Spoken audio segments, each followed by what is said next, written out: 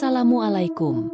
Selamat datang di channel Cerita Novika 2. Semoga hari ini teman-teman dalam keadaan sehat walafiat dan senantiasa diberikan kebahagiaan sepanjang hari.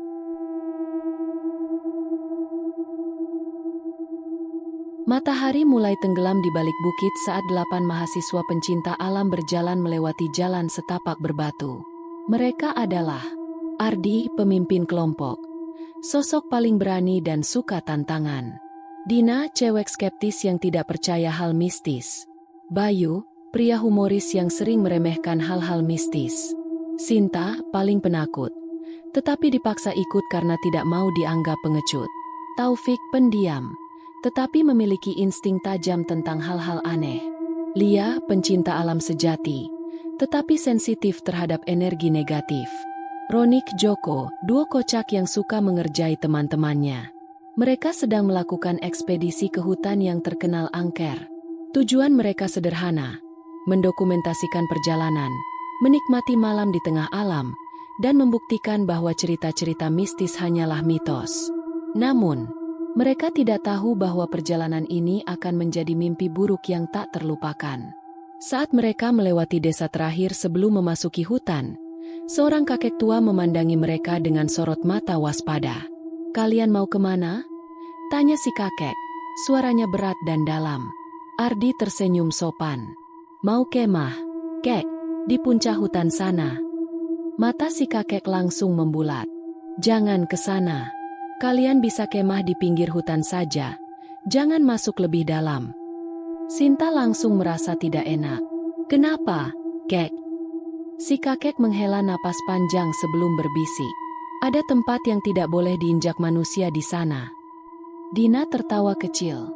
"Maksudnya tempat angker, kek?" Si kakek mengangguk pelan. "Dulu, ada kelompok pesugihan yang sering melakukan ritual di sana. Mereka mengorbankan nyawa manusia untuk mencari ilmu hitam. Konon, mereka tidak pernah pergi. Bahkan setelah mati, mereka tetap ada di sana." Joko langsung berbisik pada Roni sambil terkekeh. "Wah, seru nih. Siapa tahu kita ketemu mereka." Ardi menghentikan mereka dengan tatapan tajam. "Tenang, kek. Kami cuma mau berkemah, bukan cari masalah." Si kakek menatap mereka satu persatu. "Kalau kalian tetap mau pergi, jangan aneh-aneh.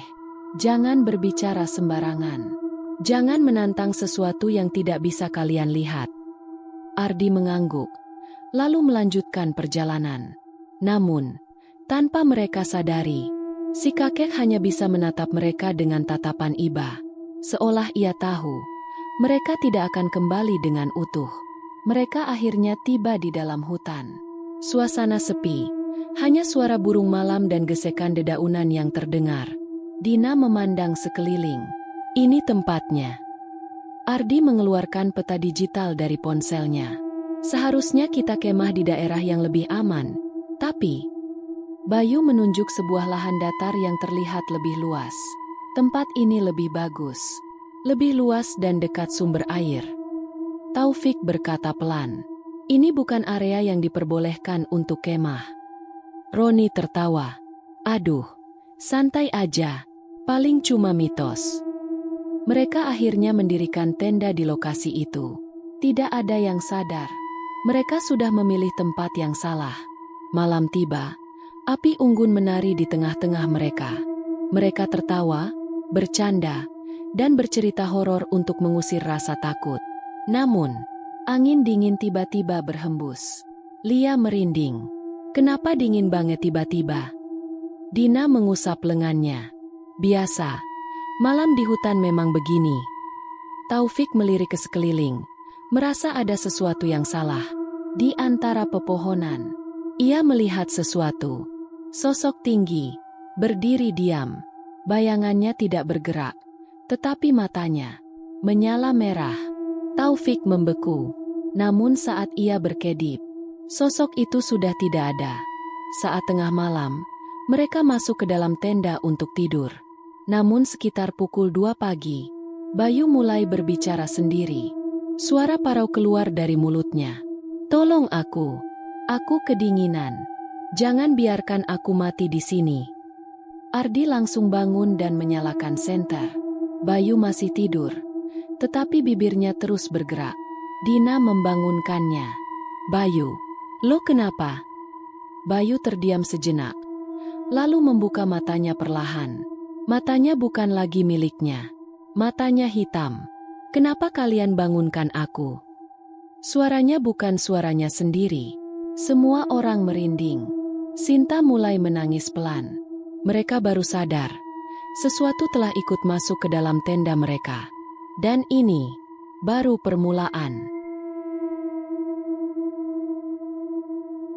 Malam kedua jatuh lebih gelap dari malam sebelumnya. Langit tertutup kabut tipis. Bulan hanya tampak samar di balik awan. Api unggun masih menyala, tetapi cahayanya terasa redup. Suasana hutan mulai terasa lebih berat. Bayu sudah pulih dari kejadian semalam, tetapi wajahnya tetap pucat. "Beneran, gue nggak inget ngomong apa-apa," kata Bayu sambil mengusap wajahnya. "Lo beneran nggak sadar sama sekali?" tanya Sinta dengan nada gemetar. Bayu menggeleng, kayak tiba-tiba bangun, terus udah pada ngeliatin gue dengan muka serem. Dina tertawa kecil, berusaha mencairkan suasana.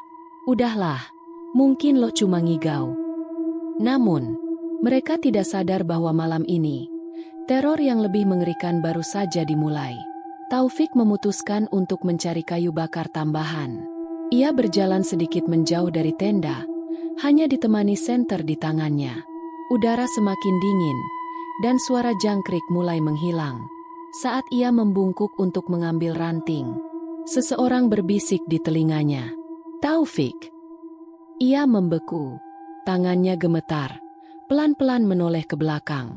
Tidak ada siapa-siapa, tapi ia merasakan napas dingin di lehernya. Dan saat ia melihat ke samping, ada bayangan hitam berdiri di antara pepohonan, menatapnya.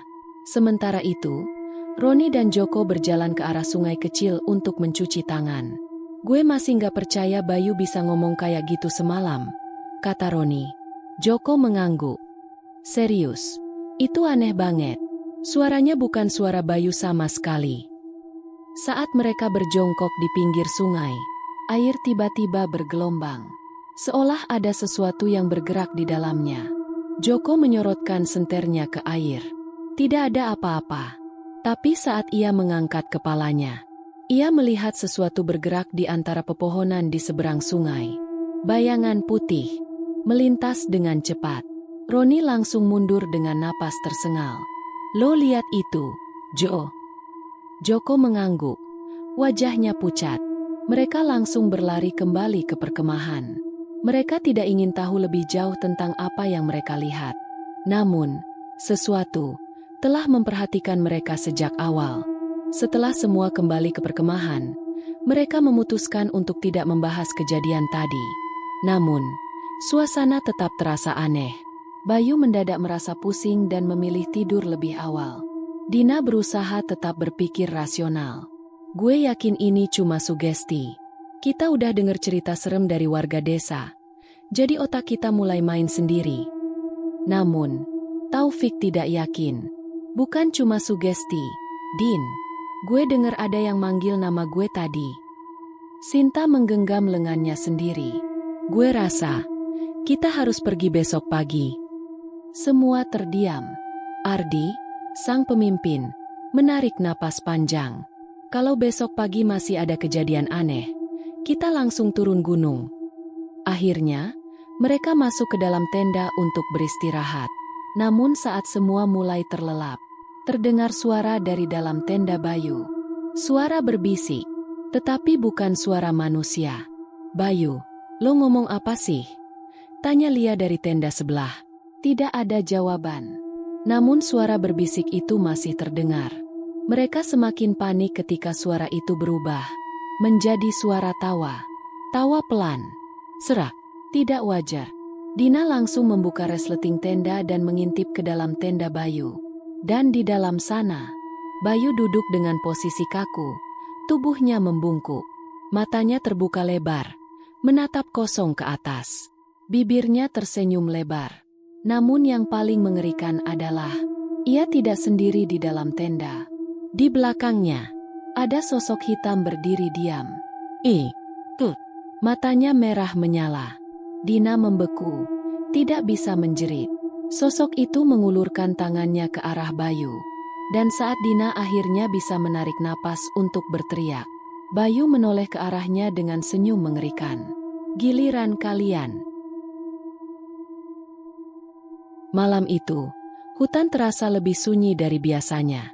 Api unggun masih menyala, tetapi cahaya oranyenya bergetar seolah-olah ketakutan.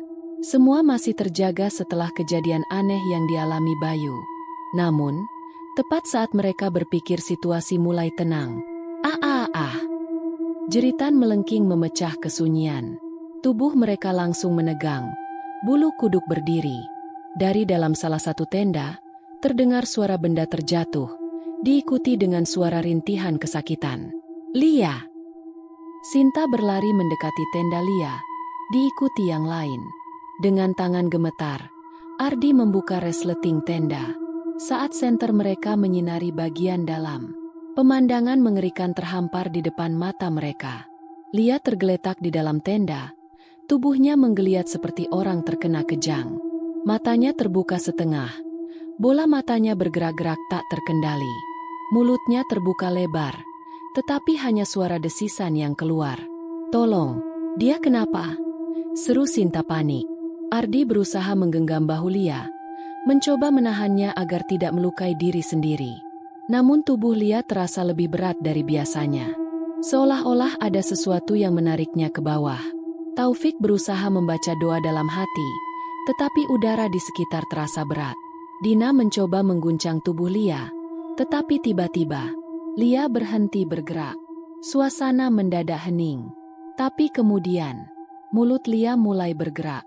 Namun yang keluar bukan suaranya. Rah, ma, tak, tung, tak, rah. Suara itu serak dan berat, seperti berasal dari tenggorokan yang penuh pasir. Tidak ada yang mengerti apa yang ia katakan. "Apa itu?" bisik Bayu. Suaranya bergetar. Roni menelan ludah, mundur perlahan. "Gue nggak ngerti, tapi ini bukan Lia." Tubuh Lia kaku, bibirnya masih bergerak, menggumamkan kata-kata tak dikenal. Lalu, perlahan, ia menoleh ke arah Ardi. Gerakannya terlalu lambat dan kaku, seperti boneka kayu yang diputar paksa. Dan saat wajahnya menghadap Ardi sepenuhnya, matanya terbuka lebar. Bola matanya berubah hitam legam. Ia tersenyum. Senyum yang terlalu lebar. Senyum yang tidak mungkin dilakukan manusia biasa. "Kalian sudah datang." Semua merinding mendengar suara itu. Sinta menutup mulutnya, ketakutan. Dina berbisik pelan. "Lia, lo sadar nggak? Ini gue, Dina." Lia tidak merespons. Sebaliknya, ia mulai menyebut nama-nama aneh. Rokiman, Suparni, Leo, Ratmini. Ardi langsung menatap Taufik. "Lo kenal nama-nama itu?" Taufik menggeleng cepat. Wajahnya ketakutan. "Enggak, gue nggak pernah dengar." Sinta menggigit bibirnya. "Mungkin itu nama orang yang pernah tinggal di sini." Roni menelan ludah. "Atau mungkin orang yang dikorbankan di tempat ini." Semua terdiam, merinding. Namun sebelum mereka bisa berpikir lebih jauh, Lia tiba-tiba berhenti berbicara. Tubuhnya terkulai lemas. Beberapa menit kemudian, Lia membuka matanya. Tatapannya kosong, seperti orang baru bangun tidur. "Kenapa semua ngeliatin gue?" bisiknya lemah. Sinta menangis lega. "Lia, syukurlah lo sadar." Bayu membantu Lia duduk, meskipun tubuh gadis itu masih gemetar. Namun, Ardi menatapnya lebih dekat. Ada sesuatu yang salah. Matanya memang sudah kembali normal, tapi ada bayangan gelap di dalam bola matanya. Seolah-olah sesuatu masih tinggal di sana. Taufik berbisik pada Ardi. Dia belum sepenuhnya sadar. "Nih, dia masih dipegang." Ardi menelan ludah. "Kita harus pergi dari sini besok pagi." Semua berkumpul di sekitar api unggun, mencoba menghangatkan diri dan menenangkan pikiran. Namun rasa takut sudah menguasai mereka. Ardi berkata tegas. Kita nggak bisa di sini lagi. Besok pagi kita harus turun. Dina langsung mengangguk cepat. Iya, gue juga nggak kuat. Namun, Taufik menggeleng pelan. Mereka nggak akan membiarkan kita pergi. Semua menatap Taufik dengan bingung. Maksud lo apa? Tanya Ardi. Taufik mengusap wajahnya. Kita udah ganggu tempat ini. Kita semua bakal kena. Bayu menggertakkan gigi. Jangan ngomong yang aneh-aneh. Kita bisa keluar dari sini. Namun sebelum mereka bisa berdebat lebih jauh, api unggun mendadak padam. Udara menjadi dingin. Dan di antara pohon-pohon, ada yang bergerak. Malam semakin larut. Setelah insiden kesurupan Lia, mereka tidak bisa benar-benar tidur. Ardi membagi mereka menjadi 2 kelompok untuk berjaga secara bergantian.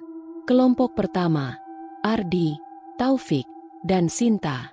Kelompok kedua, Bayu, Dina, Roni, dan Lia. Sementara kelompok kedua tidur, Ardi dan yang lain berjaga di sekitar api unggun. Mereka hanya berbicara pelan-pelan, berusaha tidak menambah ketakutan yang sudah ada. Namun sekitar pukul 3 dini hari, terdengar suara, pelan, lirih, tawa anak kecil. Taufik langsung merinding. Lo, denger nggak? Sinta mencengkeram lengan Ardi. Itu dari dalam tenda, Nick. Tawa itu berubah menjadi cekikikan. Lia, yang sebelumnya tidur, tiba-tiba mulai tertawa di dalam tenda. Suara tawanya mirip dengan suara anak kecil itu. Sebelum mereka bisa bereaksi, tenda mulai bergetar. Gruk, gruk, gruk. Seperti ada sesuatu yang berjalan mengelilinginya. Sesuatu yang bukan manusia. Api unggun mendadak mengecil, seolah-olah ada yang menyedot cahayanya.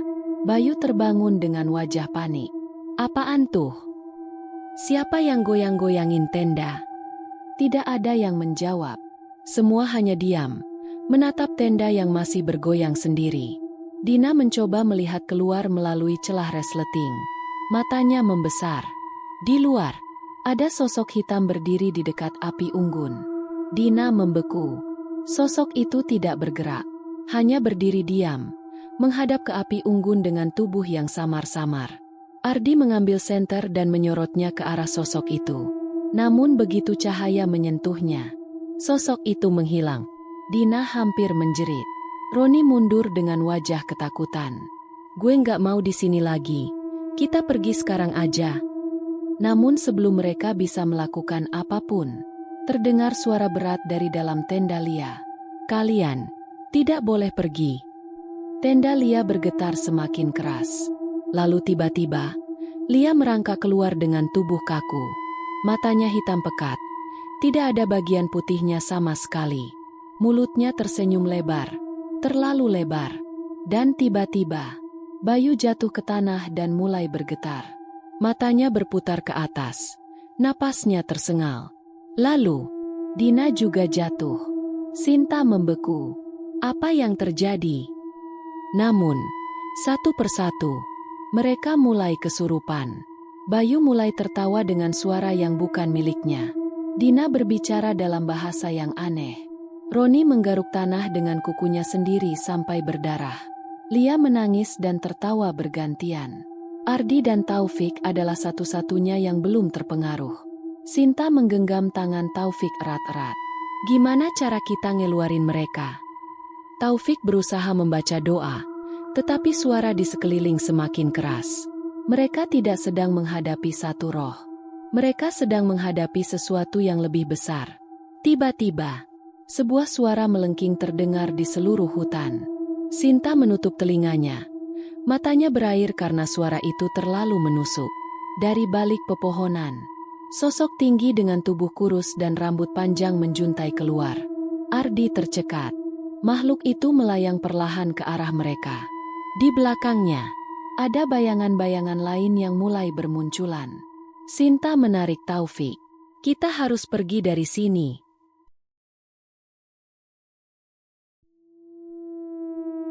Angin menerpa hutan dengan suara menderu. Ardi dan Taufik masih berusaha membangunkan teman-teman mereka yang kesurupan. Bayu tertawa sambil mencakar tanah. Dina menggumamkan kata-kata tak jelas dengan suara serak. Roni menangis sambil bergoyang-goyang seperti anak kecil. Lia berjalan melingkar, berulang-ulang menyebut kata, "Mereka datang, mereka datang." Sinta hampir menangis ketakutan. "Ardi, kita harus lakukan sesuatu." Namun sebelum Ardi bisa menjawab, Taufik menunjuk sesuatu di dekat perkemahan. "Itu apa?" Di antara semak-semak, sebuah batu besar berdiri tegak. Permukaannya dipenuhi simbol-simbol aneh yang tidak mereka mengerti. Batu itu sepertinya sudah ada di sana selama puluhan tahun. Namun, ada sesuatu yang aneh. Tanah di sekitar batu itu tampak lebih gelap. Seperti tanah bekas terbakar. Seperti pernah ada ritual di sini. Taufik mendekat ke batu itu. Tangannya menyentuh ukiran kasar di permukaannya. "Ini bukan sembarang batu. Ini mungkin tempat ritual." Ardi menelan ludah. "Maksud lo? Kita salah tempat. Nik, kita kemah di tanah yang tidak seharusnya diinjak manusia." Sinta menutup mulutnya. "Lo maksud, kita udah menginjak tempat terlarang?" Taufik mengangguk. "Ini bukan sekadar hutan angker. Tempat ini pernah digunakan untuk sesuatu yang lebih gelap." Sementara mereka berbicara, Bayu tiba-tiba menoleh ke mereka dengan senyum mengerikan. Matanya hitam pekat, dan dari bibirnya, ia berbisik, "Mereka akan datang. Kalian tidak akan bisa pergi." Ardi berusaha mengendalikan situasi. Ia mendekati Bayu dan berusaha membacakan doa. Namun saat ia mulai berdoa, Bayu tertawa lebih keras. Lia mulai berteriak dengan suara melengking. Tangannya mencakar-cakar lengannya sendiri. Dina merangkak mendekati batu besar, membisikkan sesuatu dalam bahasa aneh. Taufik berusaha membaca doa juga, tetapi semakin keras ia membaca, semakin liar teman-temannya yang kesurupan bertingkah. Bayu menjerit. Dina menyeringai. Air liurnya menetes. Lia menghantukkan kepalanya ke tanah. Dan saat Ardi menyebut kalimat doa terakhir, angin kencang berhembus, dan semua tenda mereka robek. Wush! Angin berputar liar di sekitar perkemahan. Ardi hampir terlempar ke belakang, tetapi ia bertahan. Sinta memekik sambil menutupi wajahnya. Di tengah kegelapan hutan, sebuah bayangan perlahan muncul di belakang batu besar. Matanya bersinar merah. Taufik menelan ludah. Mereka sudah bangun.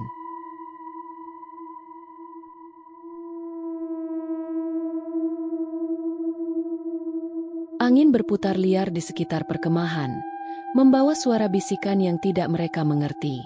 Ardi memandang sekeliling dengan panik. Bayu masih kesurupan, tubuhnya bergetar hebat. Dina merintih sambil memegangi kepalanya, seperti seseorang yang mendengar suara-suara mengerikan. Roni berjalan sempoyongan, sementara Lia masih berbicara sendiri dengan suara lirih. Sinta memeluk tubuhnya, menangis. "Ardi, kita harus keluar dari sini." Taufik mengangguk cepat. "Kalau kita tetap di sini, kita semua bakal mati." Mereka tidak punya pilihan lain. Mereka harus lari. Mereka mulai berlari menyusuri jalan setapak menuju desa.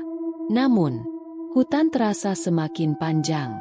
Jalan yang seharusnya mereka kenali, kini tampak asing.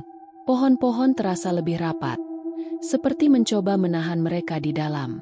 "Kenapa kita nggak sampai-sampai?" seru Dina panik. Bayu, yang tadi kesurupan, tiba-tiba jatuh lemas ke tanah. Matanya terbuka, tetapi tatapannya kosong, seperti orang yang kehilangan jiwa. Ardi membungkuk, mencoba mengguncangnya. "Bayu, ayo bangun, kita harus pergi." Namun tubuh Bayu terasa dingin, seperti tidak lagi bernyawa. Sinta hampir pingsan. "Bayu, jangan mati." Taufik mendekat, menyentuh leher Bayu. Jantungnya masih berdetak, tetapi sangat lemah. Seperti ada sesuatu yang menghisap energinya.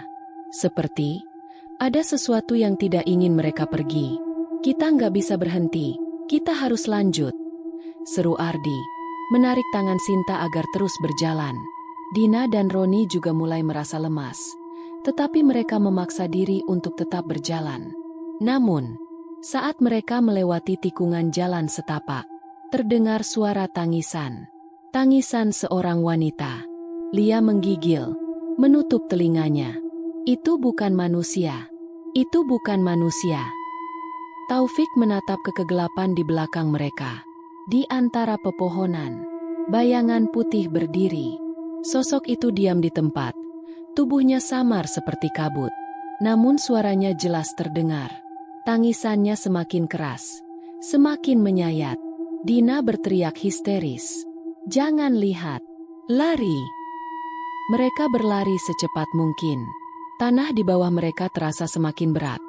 Seperti ada tangan tak terlihat yang menarik kaki mereka. Roni terjatuh. Tubuhnya menabrak akar pohon. "Sial! Tolongin gue!" Ardi dan Taufik membantu menariknya bangun. Namun saat Roni berdiri, ia menoleh ke belakang. Dan ia melihatnya. Bayangan hitam, berdiri di antara pepohonan. Mata merahnya menyala dalam kegelapan. Sosok itu tidak bergerak. Tetapi, ia semakin dekat. Seolah-olah, hutan itu membawanya lebih dekat kepada mereka. Sinta berbisik dengan suara bergetar. "Jangan menoleh. Jangan menoleh." Namun Roni tidak bisa mengalihkan pandangannya. Dan saat ia berkedip, sosok itu sudah berada lebih dekat. Mereka berlari secepat yang mereka bisa. Nafas mereka tersengal. Kaki terasa hampir lumpuh. Namun akhirnya, lampu-lampu desa terlihat di kejauhan. Ardi nyaris menangis lega. "Kita sampai." Namun saat mereka hampir mencapai desa, Roni tidak bisa menahan diri. Ia menoleh ke belakang. Dan ia melihatnya.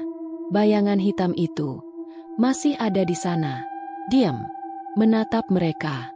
Lalu perlahan, sosok itu mengangkat tangannya dan menunjuk ke arah mereka. Seolah berkata, "Aku akan datang lagi." Langit mulai terang saat mereka akhirnya tiba di desa. Tubuh mereka penuh luka, kaki lecet, dan wajah mereka masih dipenuhi ketakutan. Beberapa warga sudah menunggu di depan gerbang desa. Seorang lelaki tua berjubah putih melangkah maju. "Bawa mereka ke balai desa," katanya dengan suara berat. Tanpa banyak tanya, para warga segera membantu mereka. Bayu, Dina, Roni, dan Lia masih dalam kondisi lemas. Mata mereka kosong, tubuh mereka dingin. Mereka bukan lagi diri mereka yang biasa. Di balai desa, para tetua mulai melakukan ritual pembersihan. Asap dupa membumbung ke udara. Doa-doa dibacakan dalam bahasa kuno. Namun semakin lama ritual berlangsung, tiba-tiba, Bayu menjerit. Tubuhnya melompat dari tikar. Matanya melotot. Suaranya terdengar seperti beberapa suara berbicara sekaligus. "Kalian tidak boleh kembali. Kalian sudah mengambil sesuatu dari kami." Lia menggeliat di tempatnya. Air liur menetes dari bibirnya. Dina tertawa sambil menangis. Tangannya mencakar wajahnya sendiri. Roni berteriak keras, lalu mendadak diam. Seperti seseorang yang kehilangan jiwa. Para tetua menambah kekuatan doa mereka. Kepulan asap dupa mulai memenuhi ruangan. Angin dingin berhembus tiba-tiba. Sampai akhirnya, mereka semua jatuh tak sadarkan diri. Warga desa bernapas lega setelah ritual berakhir. Namun kakek tua yang memimpin ritual hanya menatap mereka dengan wajah tegang. Ardi mendekatinya. "Kakek, kami sudah bersih dari pengaruh mereka, kan?" Lelaki tua itu menggeleng pelan. "Tidak semudah itu." Ardi menelan ludah. "Maksudnya?" Si kakek menatapnya tajam. "Kalian sudah membangunkan sesuatu yang seharusnya tetap tertidur." Sinta meremas tangannya sendiri. "Jadi, mereka belum pergi." Sang kakek menghela napas panjang. "Kalian bisa pergi dari hutan itu. Tapi roh-roh di sana mungkin tidak akan pernah benar-benar melepas kalian." Beberapa hari kemudian, mereka akhirnya mulai pulih. Meski begitu, Tidak ada satupun dari mereka yang bisa melupakan kejadian di hutan. Ardi mencoba memeriksa foto-foto yang mereka ambil selama perkemahan. Jantungnya langsung berdetak kencang. Di foto pertama, saat mereka baru sampai di lokasi, ada sesuatu yang tidak seharusnya ada di sana. Di belakang mereka, ada sosok hitam berdiri di antara pepohonan. Wajahnya tidak terlihat jelas, tetapi mata merahnya menatap langsung ke arah kamera. Ardi menggulung layar ke foto berikutnya. Lagi-lagi, sosok itu ada. Di setiap foto, ia selalu berdiri di belakang mereka. Kadang di antara pohon, kadang di belakang salah satu dari mereka. Kadang berdiri lebih dekat, seolah semakin mendekati mereka. Dan di foto terakhir, sosok itu tepat di belakang Ardi, tersenyum.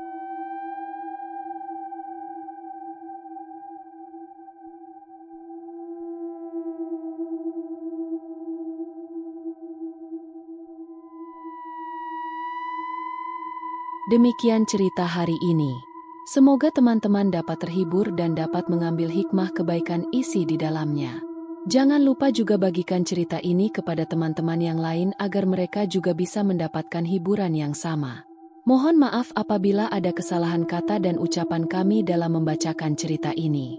Terima kasih dan wassalamualaikum.